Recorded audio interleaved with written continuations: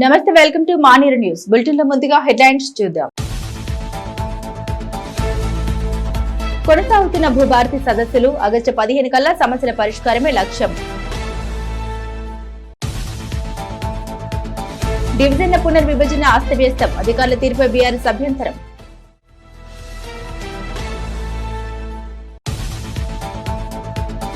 నలభై 5 ఏళ్లుగా కళాకారులపై నిర్లక్ష్యం, బాలభవన్ కు సొంత భవనం లేనట్లేనా? ప్రహసనంగా అభియం పంపిణీ, రేషన్ షాపుల లబ్ధిదారుల పడిగాపులు.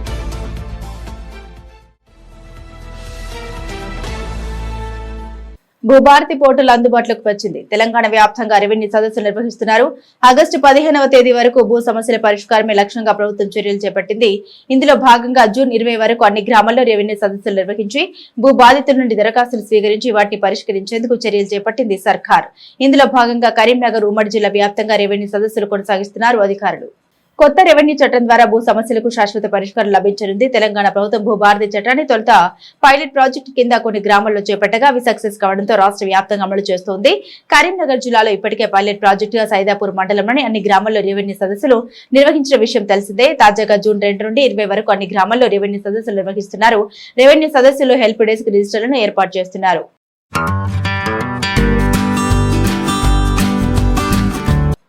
కరీంనగర్ ఉమ్మడి జిల్లా వ్యాప్తంగా జూన్ 2 నుండి అన్ని సబ్ రిజిస్ట్రేషన్ ఆఫీసుల్లో కొత్త స్లాట్ విధానం అమల్లోకి వచ్చింది. రిజిస్ట్రేషన్ కార్యాలయాల్లో ఆస్తుల క్రయ విక్రయదారులకు ఇబ్బందులు లేకుండా ఉండడానికి రాష్ట్ర ప్రభుత్వం ఈ విధానాన్ని ప్రవేశపెట్టింది. రాష్ట్ర వ్యాప్తంగా మొదటి దశలో కొన్ని కార్యాలయాలను ఎంపిక చేయగా ఉమ్మడి జిల్లాలోని జగిత్యాల, రామగుండం అవకాశం కల్పించారు. తాజాగా రాష్ట్ర వ్యాప్తంగా అన్ని సబ్ రిజిస్టర్ కార్యాలయాల్లో అమల్లోకి తీసుకురాగా ఉమ్మడి జిల్లాలోని మిగిలిన 11 కార్యాలయాలు ప్రారంభమైంది. 14 రిజిస్ట్రేషన్ ఆఫీసులో రోజుకు సుమారు 150 నుండి 200 వరకు రిజిస్ట్రేషన్లు జరుగుతున్నాయి. నగరంలోని డివిజన్ల విభజన శాస్త్రీయంగా చేయలేదని రెవెన్యూ టౌన్ ప్లానింగ్ అధికారులు, ఐఏఎస్ అధికారులను తప్పుదారి పట్టించారని ఆరోపించారు. బీఆర్ఎస్ నగర అధ్యక్షుడు చొల్లా హరిశంకర్ కరీంనగర్ 37వ డివిజన్ మీ సేవ ఆఫీసులో ఆ పార్టీ నాయకులతో కలిసి మీడియాతో మాట్లాడారు. నగరపాలక సంస్థ విడుదల చేసిన ఓటర్ల జాబితాలో 5,000 ఓట్లు జరిగినట్లు చూపించారని, క్షేత్రస్థాయిలో ఇందుకు భిన్నంగా ఉందని ఆరోపించారు. 66 డివిజన్లలో చూపించిన ఓటరు జాబితా ప్రస్తుతమున్న జాబితాకు పొంతన లేకుండా ఉందన్నారు. కేంద్ర ప్రభుత్వ ఆమోద సంస్థ ద్వారా డీలిమిటేషన్ ప్రక్రియ చేపట్టేలా చర్యలు తీసుకోవాలని డిమాండ్ చేశారు. ఈ సమావేశంలో మాజీ కార్పొరేటర్లు కంసాల శ్రీనివాస్, సుధాగోని మాధవీకృష్ణ, ఏదుల రాజశేఖర్, నాంపల్లి శ్రీనివాస్, బీఆర్ఎస్ పార్టీ నాయకులు పాల్గొన్నారు. 3,35,000 ఓట్లని వారు చూపించడం జరిగింది. అదే మూలాలు తప్పు.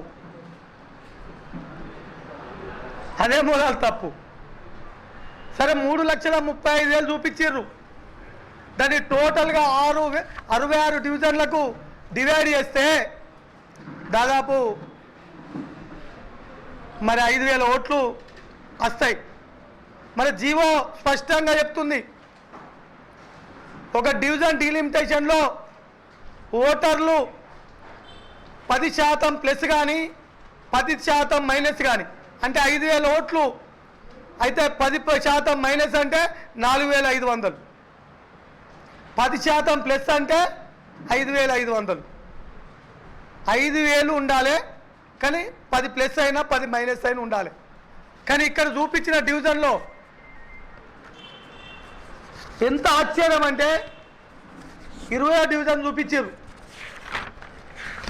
హౌస్ నెంబర్ 10-5-449 నుంచి వెళ్ళి 10-5- ఎండింగ్ అని చూపించారు. మున్సిపల్ నుంచి విడుదలైన జాబితాలో 5,020 కోట్లు చూపించారు. కానీ కేంద్ర ఎన్నికల కమిషనర్లు ప్రతి జనవరికి ఒకసారి ప్రతి కాన్సెన్స్ ఓటర్ లిస్టు విడుదల చేస్తారు. దాని ప్రకారం చూస్తే ఈ హౌస్ నెంబర్లలో ఉన్న ఓట్లు 3,005 ఓట్లు. ఎన్నో సంవత్సరాలకెళ్ళి ఒక కాడ ఉన్నటువంటి దళిత వాడలను మరి అలా 3 ముక్కలు చేశారు. 3 ముక్కలుగా చేసి అన్ని డివిజన్లలో ఒక తోక లెక్క కలిపేసారు. ఈ విధంగా చేయడం వలన పూర్తిగా ఇది రాజ్యాంగ స్ఫూర్తికి విరుద్ధం. ఈ టెక్నికల్ ఇష్యూస్ ఉంటే ఎవరో ఒకరు కోర్టుకు పోతే ఎలక్షన్లు ఆగిపోవాలి. ఎలక్షన్లు పెట్టే ధైర్యం రేవంత్ రెడ్డికి లేదు. ఏదో ఒక విధంగా ఈ ఎలక్షన్లను ఆపాలి. ఆపి మరి ఎవరు ఆడ ఎలక్షన్లు జరుగుతలేవు అంటే కోర్టుకు పోయారు కదా అని అంటే నీకు ఇప్పుడే చెప్పినట్టు 3 ఐఏఎస్ ఆఫీసర్లు, ఒక టౌన్ ప్లానింగ్ వ్యవస్థ, ఈ టెక్నికల్ కళలు కళాకారులకు కేర్ ఆఫ్ గా కరీంనగర్ విలసిల్లుతోంది. ఇక్కడి కళాకారులెందరో రాష్ట్ర జాతీయ అంతర్జాతీయ వేదికలపై అబ్బుర పరిచయాల ప్రదర్శనలు ఇచ్చిన విషయం తెలిసిందే. ఇక్కడి సాంప్రదాయ కళలు క్రీడలు ప్రపంచ స్థాయిలో గుర్తింపు పొందాయి కూడా. ఇక్కడి వరకు బాగానే ఉన్న కళాకారులకు ప్రోత్సాహం, వారికి సౌకర్యాల కల్పనలో నామమాత్రంగా ఉంటున్నాయనే విమర్శలు ఉన్నాయి. 45 ఏళ్ల క్రితం ఏర్పడ్డ బాలభవన్ కు ఇప్పటి వరకు సొంత భవనం లేకపోవడం అధికారుల నిర్లక్ష్యానికి అద్దం పడుతుంది. 45 ఏళ్ల క్రితం కరీంనగర్ ఉమ్మడి జిల్లా కేంద్రంలో ప్రారంభమైన బాలభవన్ ఇప్పటికీ భారీ నష్టాలను ఎదుర్కొంటుంది. అరువు భవనం అరకొర వస్తువుల మధ్య కొట్టుమిట్టాడుతుంది. సంగీతం, తబలా, మృదంగం, శాస్త్రీయ జానపద నృత్యాలు, చెస్, యోగా ఇలా వివిధ రంగాల్లో శిక్షణ పొంది జాతీయ వేదికలపై ప్రదర్శన ఇస్తూ అభినందనలు పొందుతున్నారు. కానీ నగరంలో కనీసం సొంత భవనం కూడా లేని దుస్థితి నెలకొంది. శాస్త్రీయ నృత్యము, అన్ని అబాకస్ అన్ని పిల్లలకి నేర్పిస్తున్నాము. అన్ని శిక్షణ బాగుంది, అన్ని విధాలా బాగుంది. కానీ ఇది ఒక బిల్డింగ్ ఒకటి మొన్న కలెక్టర్ మేడం గారు చూపించి అన్ని డోర్స్ కానీ కలర్స్ కానీ అన్నీ వేయించి ఇప్పుడు బాగా అయింది. ఇంకా కానీ ఓన్ బిల్డింగ్ ఉంటే ఇంకా పిల్లలందరూ వచ్చి నేర్చుకోవడానికి ఎక్కువ మంది పిల్లలు రావడానికి అవకాశం ఉంటుంది. రూమ్స్ కానీ అన్నీ మన ఓన్ ఉంటే చాలా మంచిగా ఉంటుందని ఇది చెప్తున్నాను. బిల్డింగ్ కొంచెం పాత ఊట్ల కొత్త బిల్డింగ్ అయితే బాగుంటుందని అనుకుంటున్నాం. పిల్లలకి సౌకర్యంగా కొంచెం లేదు. తర్వాత టాయిలెట్స్ కూడా లేవు. పేరెంట్స్ వస్తే కొంచెం ఇబ్బంది అవుతున్నారు. దీనివల్ల కలెక్టర్ గారు చర్య తీసుకోవాలని కోరుకుంటున్నాం. నా పేరు వాణి. ఇక్కడ బాలభవన్లో పిల్లల్ని తీసుకొస్తున్నాము సంగీతం నేర్చుకోవడానికి. ఒక ఓన్ బిల్డింగ్ ఉంటే బాగుంటుంది. నెక్స్ట్ టాయిలెట్స్ ఫెసిలిటీస్ చాలా తక్కువగా ఉన్నాయి. పిల్లలు ఆడపిల్లలు కొంచెం ఇబ్బంది అవుతారు కదా. ఇంకొంచెం ఓన్ బిల్డింగ్ మంచిగా చేసి టాయిలెట్ ఫెసిలిటీస్ అవి కల్పిస్తే ఇంకొంచెం బాగుంటుంది. మన ఆడపిల్లలే కదండి దేశ సంపద. కరీంనగర్ లో బాల కేంద్రంతో పేరుతో కొంతకాలం వెంకటేశ్వర టెంపుల్ క్లబ్ లో, బస్టాండ్ వద్ద నెహ్రూ యువ కేంద్రంలో కొంతకాలం, బాల గ్రంథాలయంలో మరికొంతకాలం నిర్వహించి చివరకు అంబేద్కర్ స్టేడియంలోకి మార్చారు. ఇక్కడ అరకొర వస్తువుల మధ్య చిన్నారుల ఇబ్బందులు ఎదుర్కొంటున్నారు. ప్రతి వేసవిలో సుమారు 800 మంది వరకు పిల్లలకు శిక్షణ పొందుతున్నారు. పాఠశాల ప్రారంభమైన తర్వాత సైతం బాల భవన్ లో సాయంత్రం 5 గంటల నుండి 7 గంటల వరకు తరగతులు నిర్వహిస్తారు. ప్రభుత్వ ప్రైవేట్ పాఠశాలలో చదివే పేద మధ్యతరగతి పిల్లలకు మంచి అవకాశంగా భావిస్తున్నారు. దీంతో పిల్లలు పక్కదారి పట్టకుండా క్రమశిక్షణతో ఎదుగుతున్నారు. శాస్త్రీయ నృత్యంతో పాటు సంగీతం ఆమె ఫస్ట్ క్లాస్ నుంచే అందిస్తున్నా. కాకపోతే బాలభవన్లో విద్యార్థులు చాలా ఇంట్రెస్ట్తో ఎంతోమంది వచ్చి ఇక్కడ ప్రతి సంవత్సరం సమ్మర్ హాలిడేస్లో అన్నీ నేర్చుకుంటూ ఉంటారు. కాకపోతే ఇక్కడ వసతులు సరిగ్గా లేవు. మనకు అంతకుముందు నా చిన్నతనంలో చూసుకుంటే మన వెంకటేశ్వర గుడి దగ్గర బాలభవన్ మంచి గ్రౌండ్తో ఉండే పిల్లలకి. ఇక్కడ మాత్రం కొంచెం పిల్లలకు సరైన వసతులు లేవు. కలెక్టర్ మేడం గారు మరియు అందరికీ మేము విన్నవిస్తున్నాం. పిల్లలకు ఇటువంటి కార్యక్రమాలు నేర్పించడానికి గాను ఒక భవనాన్ని ఏర్పాటు చేసి ఇటువంటిది ఇంకా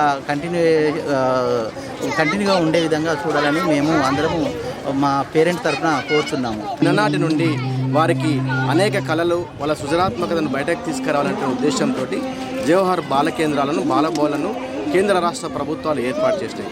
ఆ దశగానే కరీంనగర్ జిల్లాలో దాదాపు 4 దశాబ్దాల క్రితము ఇక్కడ జవహర్ బాల కేంద్రము, బాలభవన్ ఏర్పాటు చేయడం జరిగింది. ముఖ్యంగా ఆనాడు మరి ఈ పిల్లలకు ఒక సొంత భవనం ఉండాలని బస్టాండ్ ఆపోజిట్గా బాలభవన కేంద్రాన్ని ఏర్పాటు చేయడం జరిగింది. తదనంతరం కాలానుగుణంగా మరి ఏమైందో తెలియదు కానీ ఆ భవనము ఇతరులు ఆక్యుపై చేసుకోవడం జరిగింది.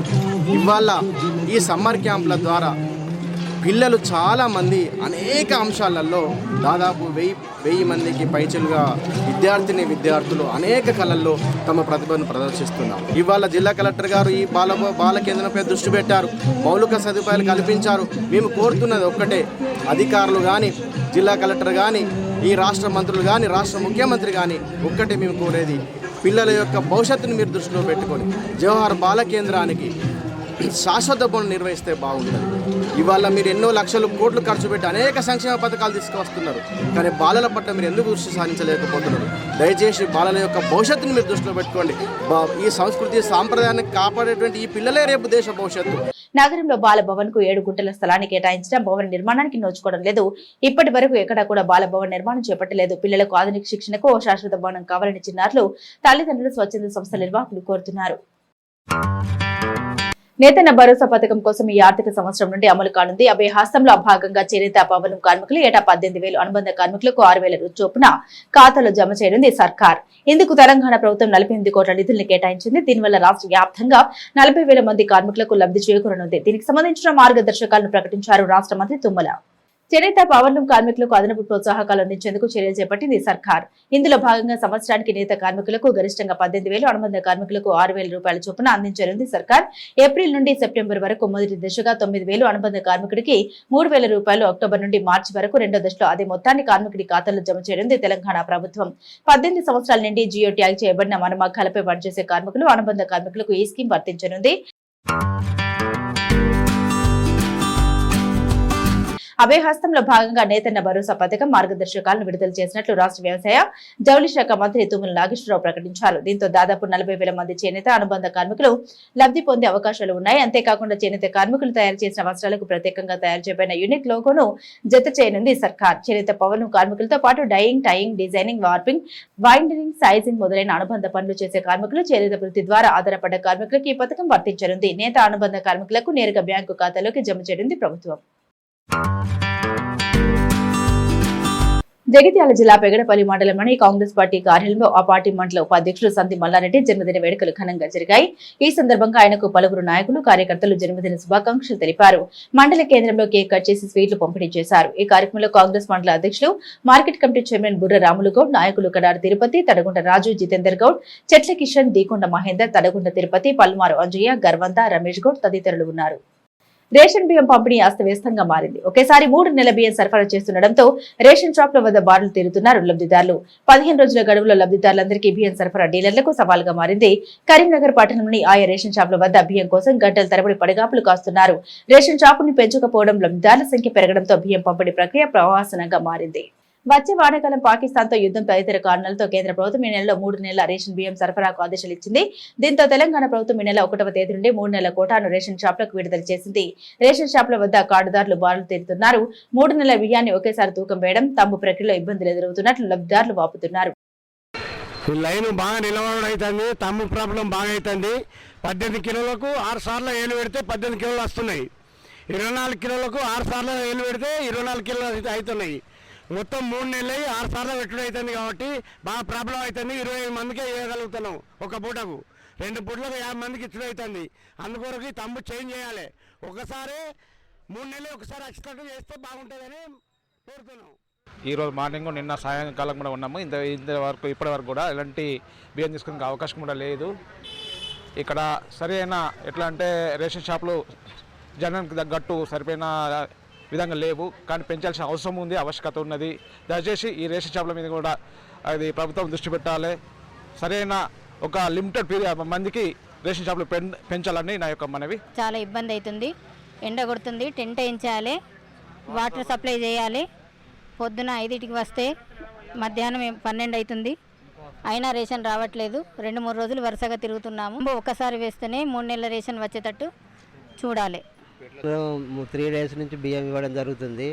కానీ ఈ రేషన్ కార్డు వాళ్ళు మాత్రం బాగా ఇబ్బంది చేస్తుండ్రు చూస్తుంది. దానికి 72 కిలోలకు గాను ఒక కార్డు హోల్డరు 6 సార్లు తమ్ము పెట్టవలసి వస్తుంది. దానివల్ల బాగా లేట్ అవుతుంది. ఒక్కొక్కరికి ఒక రోజు మాత్రం 50 మందికి ఇవ్వడమే జరుగుతుంది. ఉదయం 25 మందికి, సాయంత్రం 25 మందికి ఇస్తుంది. అంతకుముందు మేము ప్రతిరోజు దాదాపు 200 మంది కాడికి ఇవ్వగలుగుతాం. నాకు 800 క్వింటాలు ఉన్నాయి. నేను 10-12 రోజులు 15 రోజులన్నా ఇచ్చేది. ఇప్పుడు నాకు 800 క్వింటాలు ఉన్నాయి. ఈ 800 క్వింటాలను కూడా నేను కనీసం ఈ నెల కాదు, నెల 10 రోజులు ఇచ్చినా కానీ ఓడిచే పరిస్థితి అయితే అనిపిస్తలేదు. ఉదయాన్నే 6 గంటల నుంచే లైన్ కడుతుండ్రు. నేను 8 గంటలకు నేను షాప్ తీయడం జరుగుతుంది. అయినా కానీ ఒక్కరు కూడా ఇక్కడ వాళ్ళు లైన్ కట్టడం లేదు. నన్ను చాలా ఇబ్బంది పెడుతుండ్రు. కరీంనగర్ జిల్లాలో 566 రేషన్ షాపులున్నాయి. సుమారు 1.5 పైగా కిలోల బియ్యం పంపిణీ చేయాల్సి ఉంది. 3 నెలల బియ్యం ఒకేసారి పంపిణీ చేయడం దుకాణదారులకు ఇబ్బందిగా మారింది. దీంతో ఆయా షాపుల వద్ద గంటల తరబడి బారులు తీరుతున్నారు. గత నెల నుండి లబ్ధిదారుల సంఖ్య పెరిగినా రేషన్ షాపులను పెంచకపోవడంతో బియ్యం పంపిణీలో ఇబ్బందులు ఎదురవుతాయి. ప్రభుత్వ ఆసుపత్రికి వచ్చే రోగులకు మానవత దృక్పథంతో వైద్య సేవలు అందించాలని జిల్లా కలెక్టర్ పమ్మిళ సత్పతి అన్నారు. ప్రభుత్వ ఆసుపత్రిలో ప్రసవాల సంఖ్య పెంచాలని, టీపా స్కాన్ మిషన్ కొనుగోలు అంశాన్ని పరిశీలించాలని అధికారులకు సూచించారు. హుజరాబాద్ ఆసుపత్రిలో ఆరోగ్య మహిళా కార్యక్రమాన్ని వెంటనే ప్రారంభించాలి అని అధికారులను ఆదేశించారు కలెక్టర్. కరీంనగర్ జిల్లా హైదరాబాద్ ప్రభుత్వ ఏరియా ఆసుపత్రిని జిల్లా కలెక్టర్ పమ్మిడి సత్పతి బుధవారం సందర్శించారు. డయాలసిస్ కేంద్రం, ఐసీయూ వార్డులు, ఓపీ విభాగాల్లోని సేవలను పరిశీలించారు. నవజాత శిశువుల వార్డు సందర్శించి పిల్లల సమస్యలు అడిగి తెలుసుకున్నారు. లేబర్ రూమ్ వార్డులు పరిశీలించి గర్భిణీ బాలింతలతో మాట్లాడారు. ఆసుపత్రి సిబ్బంది వారికి అందిస్తున్న సేవలపై ఆరా తీశారు.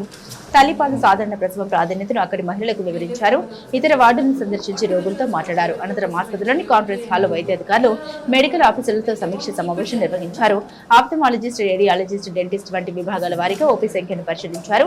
నెలవారీ నివేదిక సమీక్షించారు. రోగుల పట్ల మానవీయ కోణంలో వ్యవహరించి వారికి సేవలు అందించాలని సూచించారు. అంతకుముందు ఆసుపత్రి ఆవరణలో జిల్లా collector Pamela Satpathy, additional collector Praful Desai మొక్కలు నాటారు. ఈ సమావేశంలో డీసీహెచ్ చంద్రశేఖర్, ఆసుపత్రి superintendent Narayana Reddy, RMO Ramesh, superintendent Srikanth Reddy, deputy DMHO Chandu, RDO Ramesh Babu, municipal commissioner Samayya పాల్గొన్నారు. బులెటిన్ ముగించే ముందు హెడ్లైన్స్ మరోసారి. కొనసాగుతున్న భూభారతి సదస్సులు ఆగస్టు 15 కల్లా సమస్యల పరిష్కారమే లక్ష్యం. డివిజన్ల పునర్విభజన అస్తవ్యస్తం, అధికారుల తీర్పుపై బీఆర్ఎస్ అభ్యంతరం.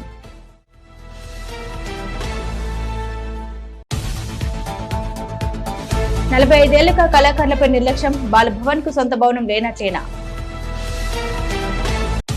ప్రహసనంగా అభియం పంపిణీ, రేషన్ షాపుల లబ్ధిదారుల పడిగాపులు.